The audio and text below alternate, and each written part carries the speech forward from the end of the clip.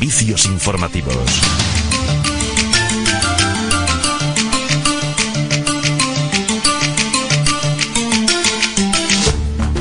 Hablamos con Pablo Álvarez, columnista del periódico digital El Estado.net.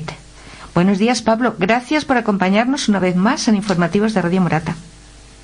Gracias a vosotros por llamarme. Ya os echaba de menos.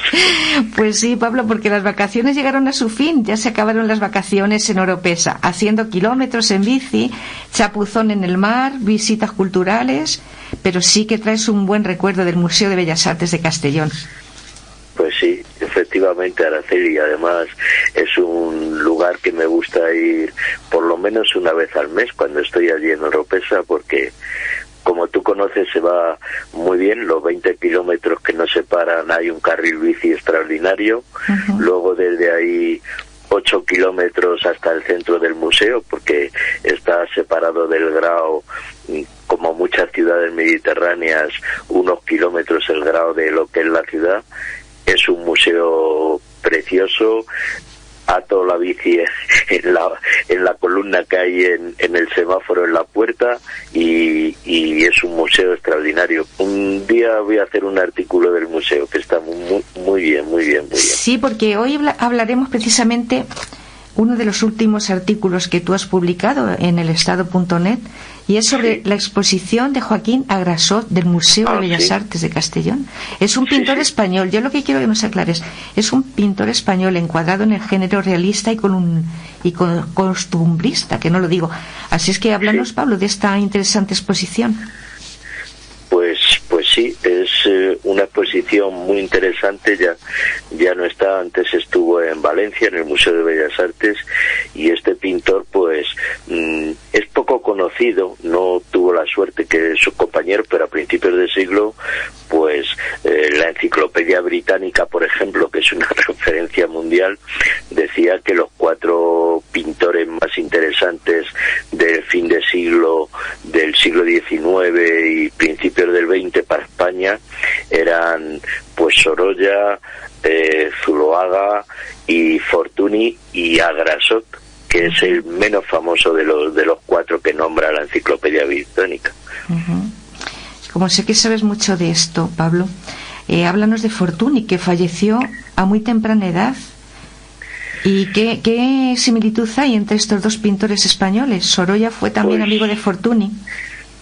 Pues no, lo hubiese sido, pero Sorolla yo creo que tenía 11 años o así cuando falleció Fortuny, es bastante posterior. Pero Sorolla muy influenciado lógicamente por Fortuny. Fortuny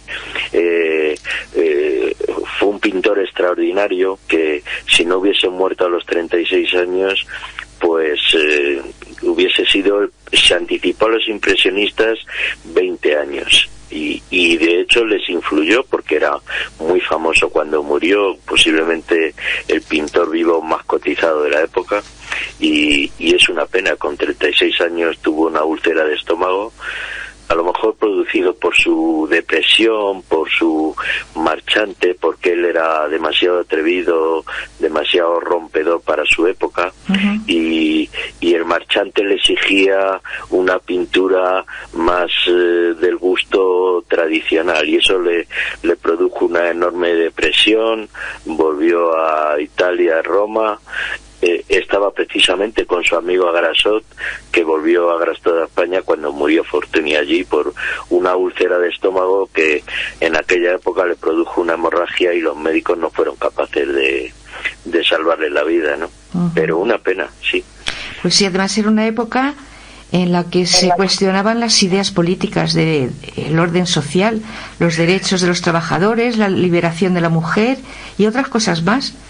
Pues sí, tienes toda la razón, Araceli. Sobre todo a principios del siglo XX tenemos que pensar eso que tanto Einstein en la física como Freud en el psicoanálisis, pues un poco hicieron pensar a la humanidad que el mundo no era tal y como lo veíamos y tal como habíamos creído durante 20 siglos que era. Entonces, esto en el arte también se tradujo. bueno, y el impacto de la fotografía. Ya no tenía mucho sentido intentar imitar la realidad hasta un punto determinante, ¿no? Y esto pues provocó una serie de inquietudes tanto en el orden artístico como en el orden intelectual, incluso las relaciones entre las personas, entre los patronos y los obreros, y entre las mujeres y los hombres. Lo que pasa es que las mujeres habéis tardado un poco más, creo yo. Sois muy prudentes. Y al fin le reconocemos todo vuestra importancia y la igualdad absoluta que tenemos con vosotras. Pues me alegro muchísimo. Se hizo varios autorretratos, ¿no? En diferentes momentos de su vida. Sus retratos Sí. emanaban paz.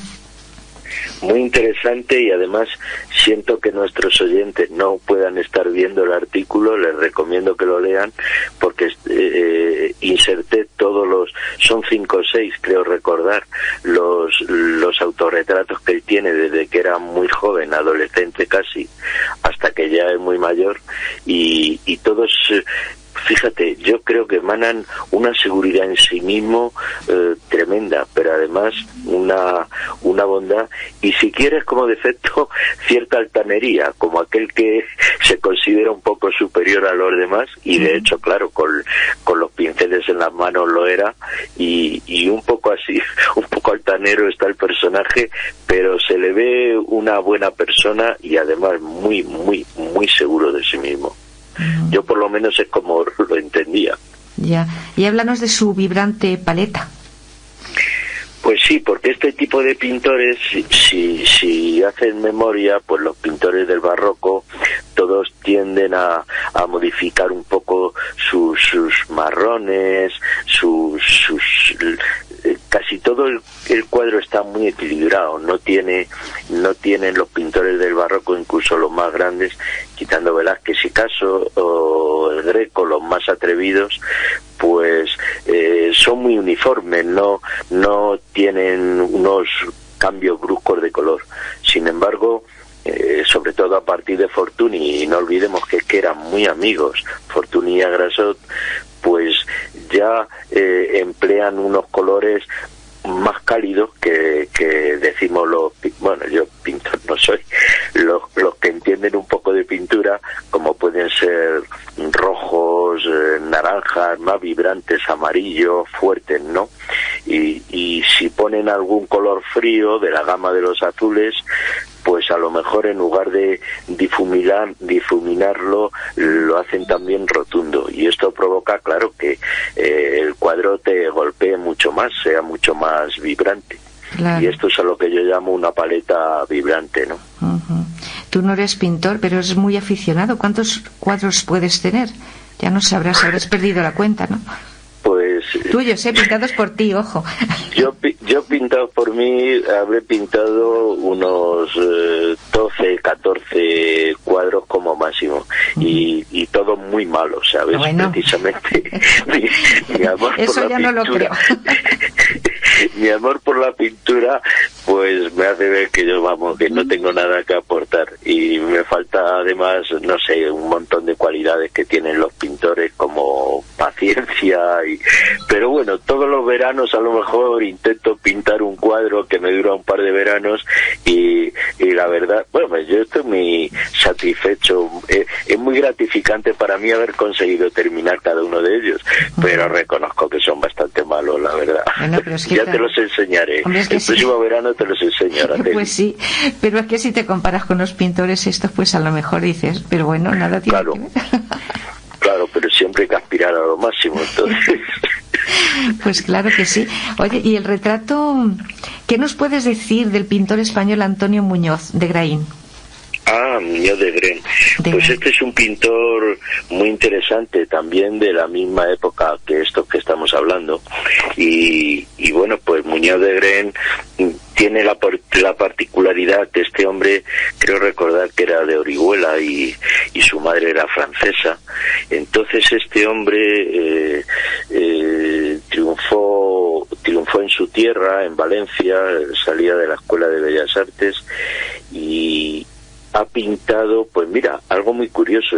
Ahora mismo me estoy acordando, en San Francisco en Grande, en Madrid, hay una capilla de las varias que tiene, que aprovecho para hacer propaganda y que vaya la gente a verlo. Hay una hasta de Goya, una capilla de Goya, y hay una de Muñoz de Gren, es decir, que era un pintor muy considerado en su época, muy influenciado por Carlos de Jaes, que pintaba paisajes y era el más famoso del momento. Y además Muñoz de Gren tiene la originalidad que empezó a meter en los cuadros de paisajes colores como muy fucsias, azules, violetas, y sinceramente le quedaban muy bien. Y en las pinturas de época que también tiene, pues en el Museo del Prado está, me parece que es Los amantes de Teruel. Los amantes de Teruel es un cuadro de estos de época histórica que son grandísimos, que no cabrían en una casa normal, son enormes, y tienen muchos tonos así violáceos, azules, y quedan muy bien, la verdad. Sí. Y esta era la originalidad de Muñoz de Gren. Y hizo un retrato de Amadeo I de Saboya. Hombre, pues pintor, ¿no? Sí. Este retrato, el personaje es el que es muy interesante, porque el retrato está muy bien. Es un retrato que tú lo habrás visto en el artículo, de cuerpo entero, y es una presencia impresionante. Y por fin cuando España pudo encontrar el rey, porque lo estuvieron buscando, como bien sabes, después de la revolución de la gloriosa del 68, pues España estuvo un par de años buscando rey. De hecho, Prim se lo ofreció hasta el padre del rey de Portugal, y este hombre, claro, cuando estaba a punto de aceptarlo, luego ya le retiró la oferta porque se había casado en segunda, no pudo unirse el reino de España y Portugal de nuevo, porque se había casado, era un Borbón que se había casado en segundas nupcias con una cantante de ópera famosa de la época, no me acuerdo cómo se llamaba. Y entonces estas cosas en el siglo XIX, en el 68, estaban muy mal vistas y le tachó de la lista. Además, Prim dijo que nunca tendríamos un Borbón.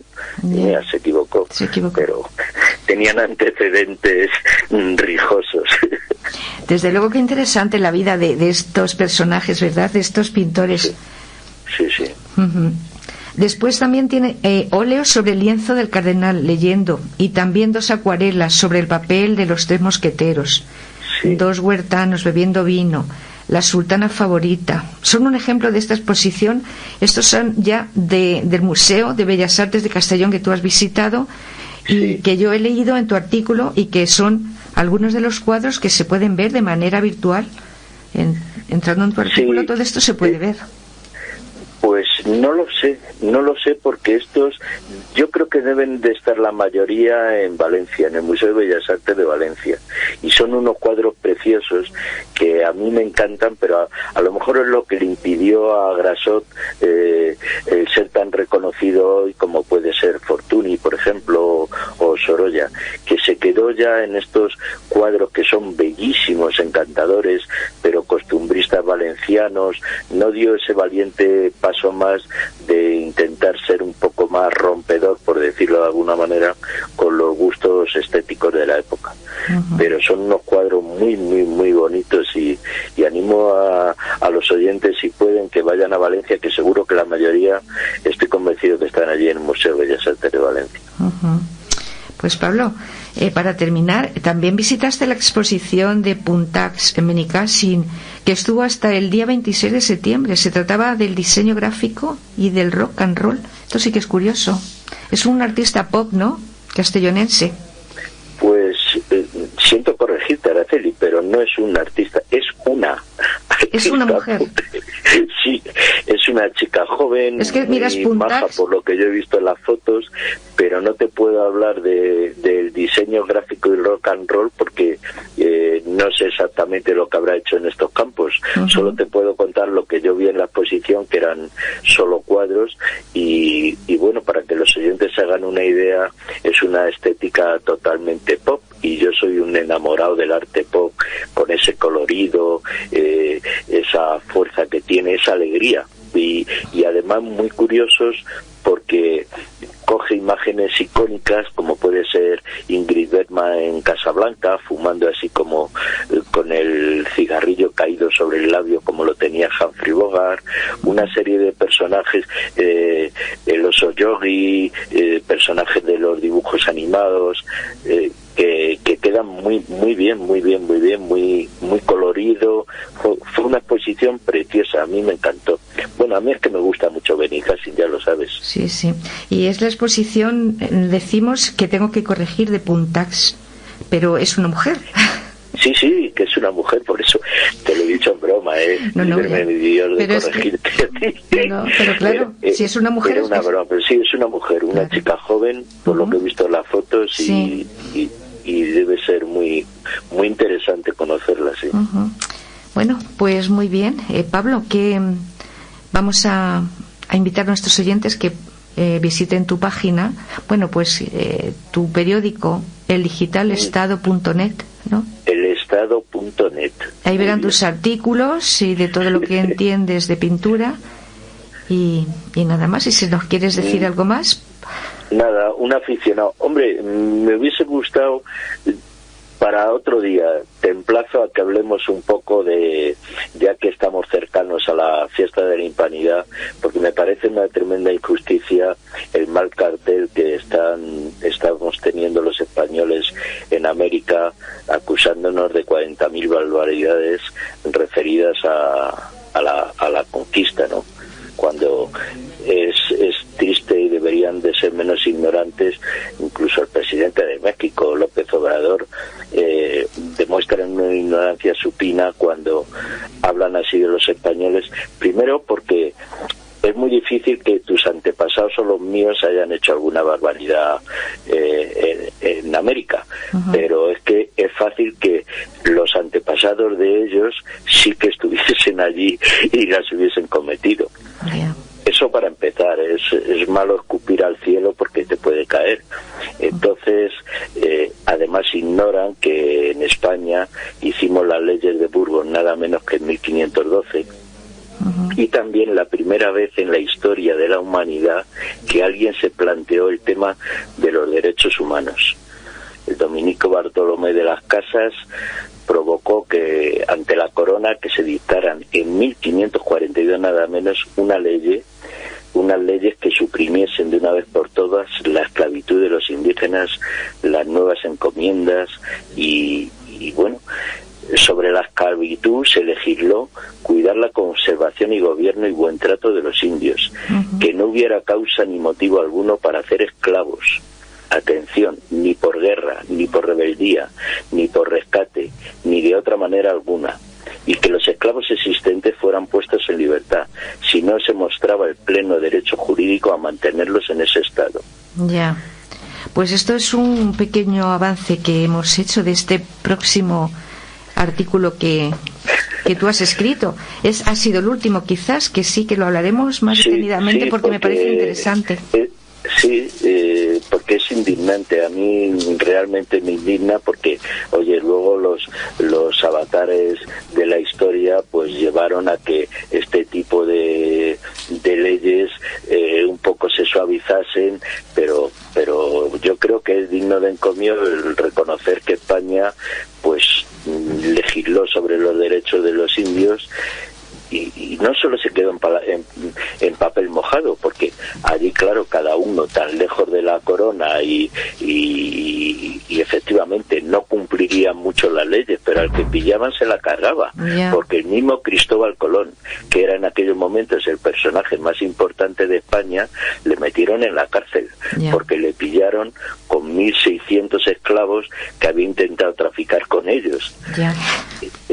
Pues de todo esto vamos a hablar en la siguiente, Pablo. Bueno, como Así quieras, es que yo estoy a tu disposición.